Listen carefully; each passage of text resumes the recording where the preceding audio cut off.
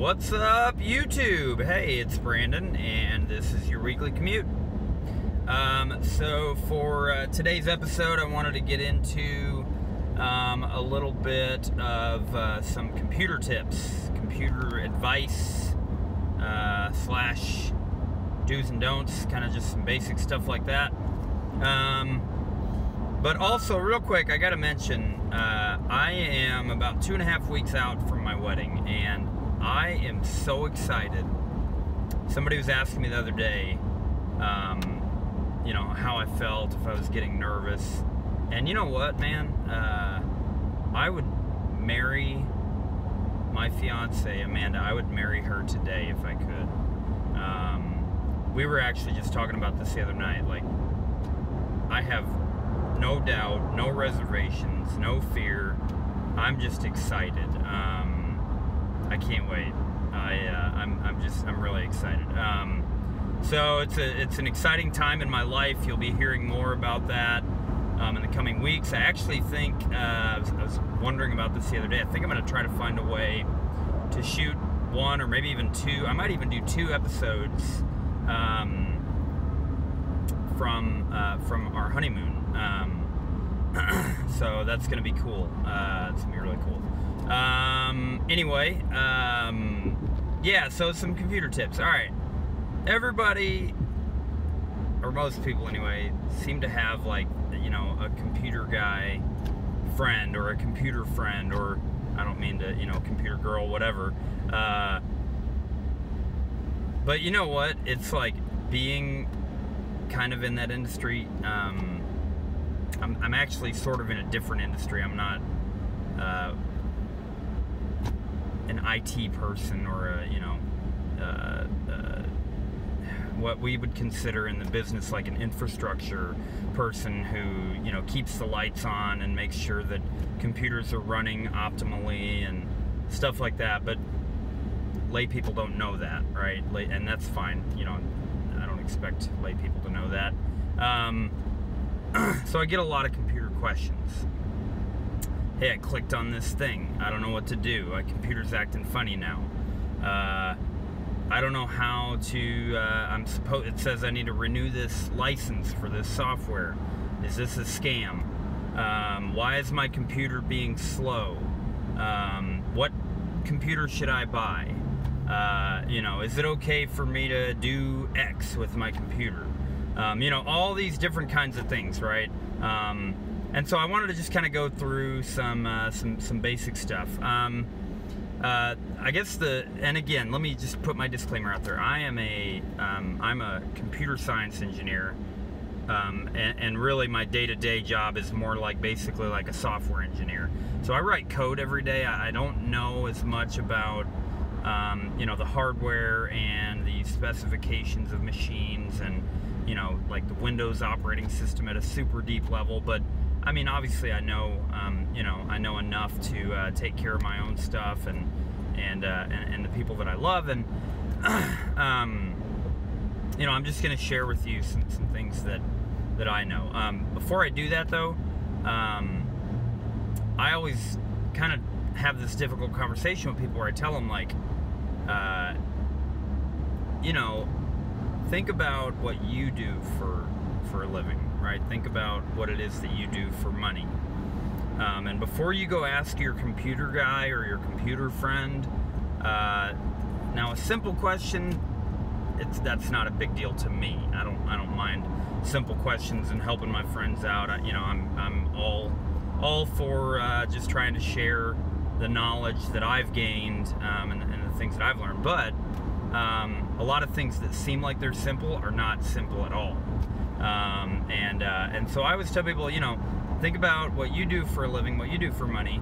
Would you be willing to give your product or your service away to this person, your computer friend, free of charge? And if the answer is no, if you would not be willing to do something for them like that, give them some, you know, service or some product that puts food on your table, if you would not be willing to give that to them for free, then you should be prepared to pay them some kind of a fee, you know, to answer your question, or go hire someone, because doing business with friends and family can sometimes get messy anyway. All right, so there's my little shtick about that. Yeah, so some do's and don'ts. All right. One of the biggest enemies, and I just don't think a lot of people know this, one of the biggest enemies of a computer is heat, right? Computers run, when they're on, when a computer is on, there's a processor inside, and it's working at lightning speed, right? I mean, processing instructions that are given to it, and there's a fan. Generally, there's some kind of a thermal coupling to a fan or something like that, but that cools that processor directly. And then inside of the case, whether it's a desktop or a laptop, both have similar mechanisms. Those things. There's another fan inside the case usually that will blow the heat out of the fan. One thing that I've seen from time to time is people will put a computer that is on inside of a laptop bag or some kind of a travel, backpack, whatever, and it'll be on and it's running. And if your computer is on and it's running, you can listen to it. If you can hear the fan running, it's not off. That means it's still generating heat. And if you put it inside of an enclosed space like that, that's not good for your computer, because there's too much heat and there's not a place for that heat to escape. When you zip up your backpack or you close the bag or whatever the case may be, that's really not a good idea. You should shut it down and so that it's not generating heat. That is another thing that a lot of people don't know. Computers need to be shut down completely periodically. That's the same thing as a phone. Phones need to be turned off and rebooted. I do mine. I try to do mine every day or two. But my computers, my laptops, my personal and my business laptop, those get shut down at the end of every day, with very few exceptions. I every once in a while will forget, and that's not the end of the world if it's on overnight every once in a while. But they need to be shut down. They're not designed to just run forever unless it's a server. And if it's a server, then hopefully you have some people that are knowledgeable that work for you administering your server. You probably don't have a server that you're checking email and surfing the web on. And if you do, that's another conversation. But for laptops, desktops, workstations, those consumer level computers, they're not meant to run 24/7 all the time. They need to be shut down. All right. Talk real quick about, I just want to kind of debunk a myth that seems to still exist. It is not true, YouTube, that Apples or Macs cannot get viruses or cannot be infected or attacked by hackers. It's just simply not true. So we need to all, as a society and as educated consumers, we need to understand that that's not the case. You don't have this magical safeguard and protection because you have an Apple device. I'm not going to get into my personal opinion about Apple as a company, but I will just say real quickly that I have one Apple device. I have to be honest about that. I have like a 2nd gen or a 3rd gen iPod, and that's only because I won it when I was working at a restaurant. We had a sales contest when I was when I was in college, and I won that. It was given to me, but I choose not to have Apple products. All right, I'll leave that alone. Another tip. All right, I think in 2018, hopefully we all know this by now, but just in case if we don't,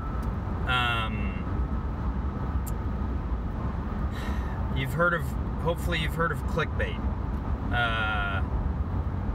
You should not click on things randomly on the internet, and this includes your phone too. Your phone, your computer. It's so easy for hackers and people that develop malware to install malicious software on your device by simply getting you to click on things. My grandmother and you know, may God rest her soul. My grandmother was the victim of one of these attacks where they go and they put a flashing, you know, it's this big, bright, like blinking light. Your computer's infected. Your computer's infected. And so, you know, click here to uninstall or resolve the issue. I don't know how they phrase it, but click here to remove the virus, right, or remove the threat. And so you click on it, or, you know, unknowing victims click on it, and when you click on it, it actually installs a virus or some kind of malicious software, malware. So there's no easy fix. If you are infected, don't click on some. It kind of goes back to that thing.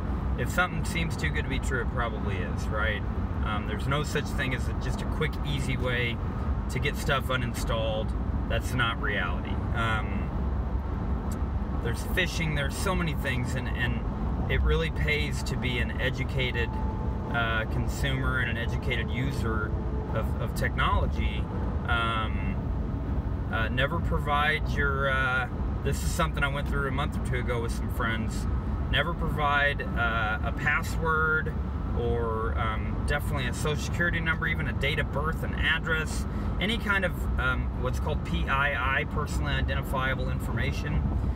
Don't provide that stuff in email. Most email is not secure, and that stuff can pretty easily be intercepted and captured by people, cyber criminals, people that want your identity. A bank will never, should never, any reputable bank will never contact you and ask you to provide your password or your recovery questions for your account or any of that kind of stuff. And especially if they, you know, oh, be sure to, you know, you got to hurry, your account is about to be wiped out, you got to do this in the next 24 hours. None of that stuff is realistic. That's just not reality. Look at the links. If you are going to click on something, hover over it with your mouse. Look at what the actual link is. They can mask a link. You know, a lot of this stuff, to those of us who work with computers every day, this is common knowledge, but unfortunately for a lot of people, this is not common knowledge, and people get, you know, hacked every day by making simple little mistakes like this. Be careful about installing software. Anytime you see a .exe file on Windows, or you know, .msi, different, these various packages that install software, be sure that you trust the place that you downloaded it from.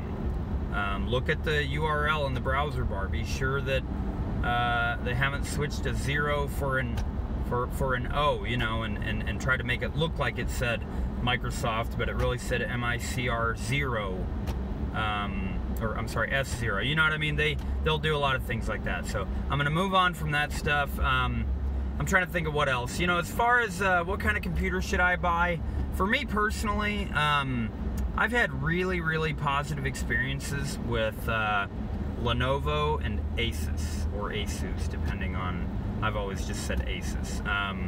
I've had really positive experiences with those two manufacturers of computers. I have a Lenovo right now. It is the T470P, which is one of their ThinkPads, and it's a really, really good machine. I really, really like it. I also had the X1 Carbon before. I like that one a lot. Kind of next, I guess, in sort of the middle for me, my experiences would be like Dell and HP.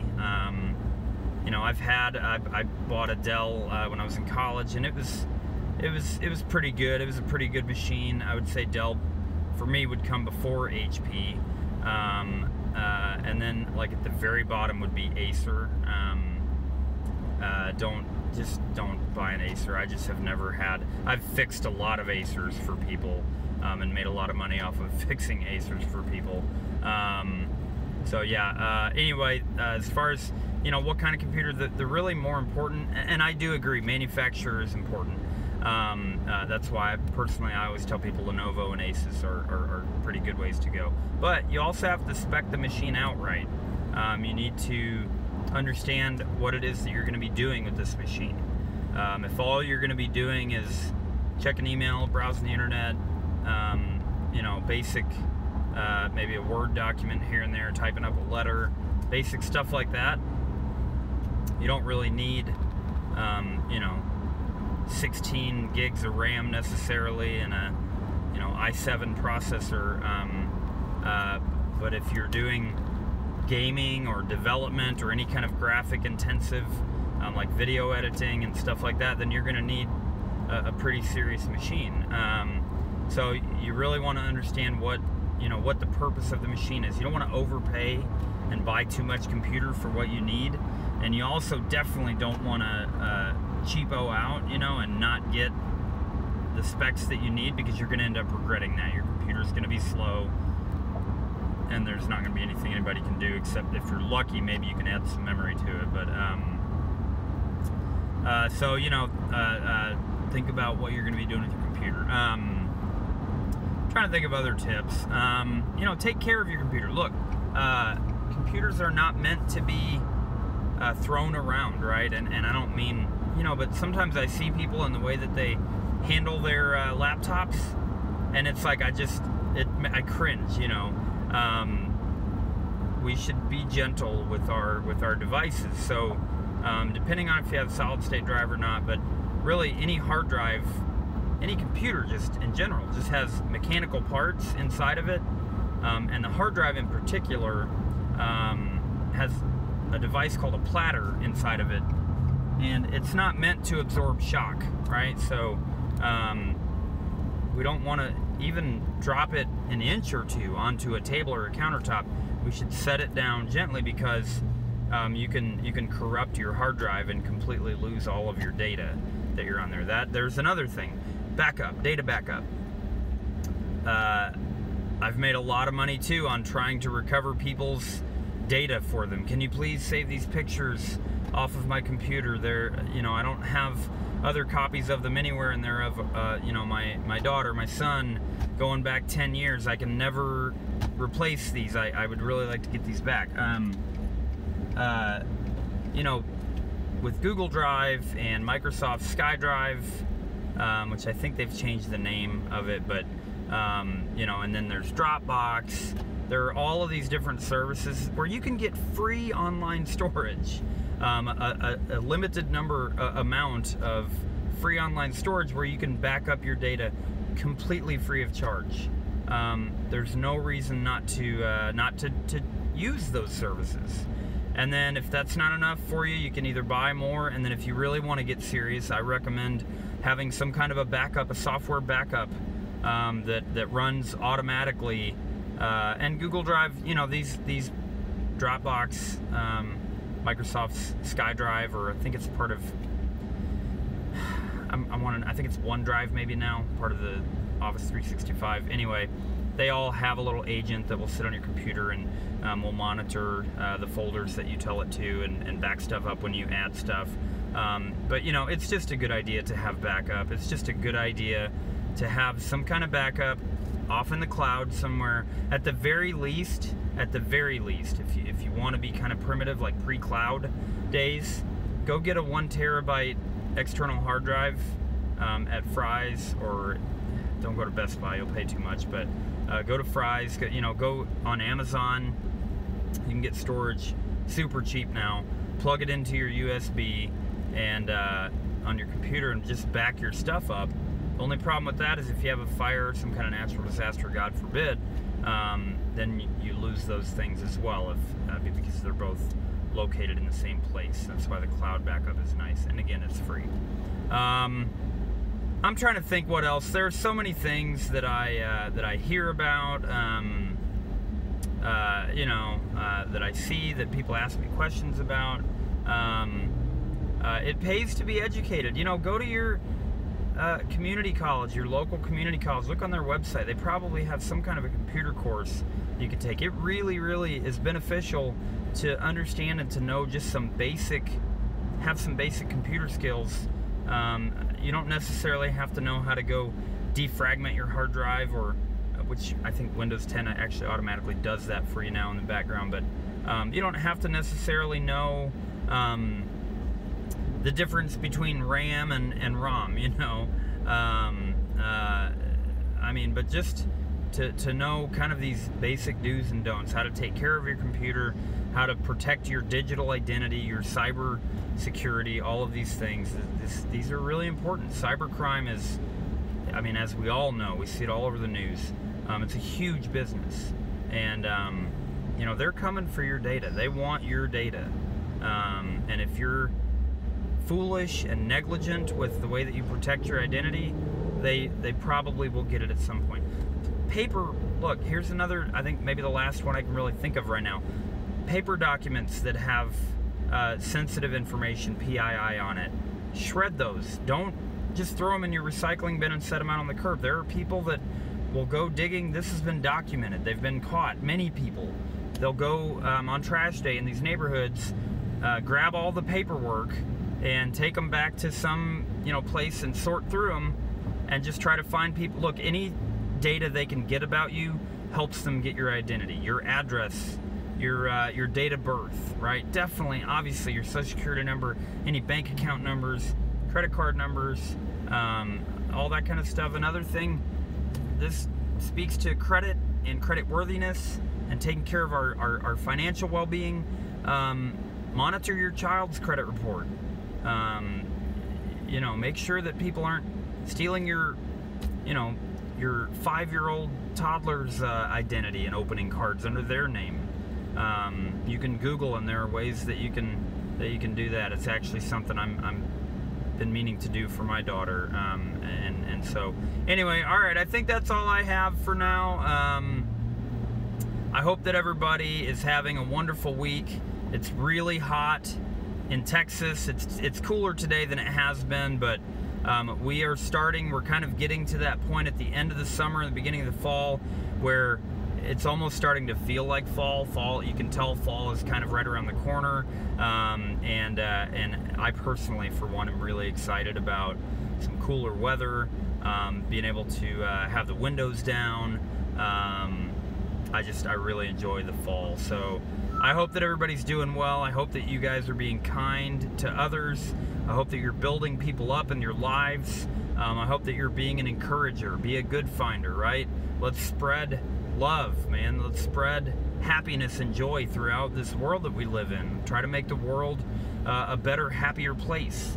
Something as simple as a smile, a random smile at somebody at the grocery store, can really make a big difference in somebody's life, you know? If they're going through a hard time, they're being, you know, abused domestically or whatever at home, and oh man, that girl at work tonight smiled at me. That was really nice. You know, we never know the impact that we have on people, and so just try to. I think of myself as like it may seem goofy, but I try to be an ambassador for goodwill. You know, I just want to spread happiness and love and cheer and goodness throughout the world, because I believe that that's God's will for me. So anyway, yeah, that's all I got for today, and thanks for watching your weekly commute. Don't forget, please subscribe below, tell your friends, put it on social media, blast it out, and leave me some comments and let me know what you think about our vlog, our journey that we take together every week. And like too. I think I'm supposed to tell you to like the video as well. Alright guys, have a good one. See you next week. Bye.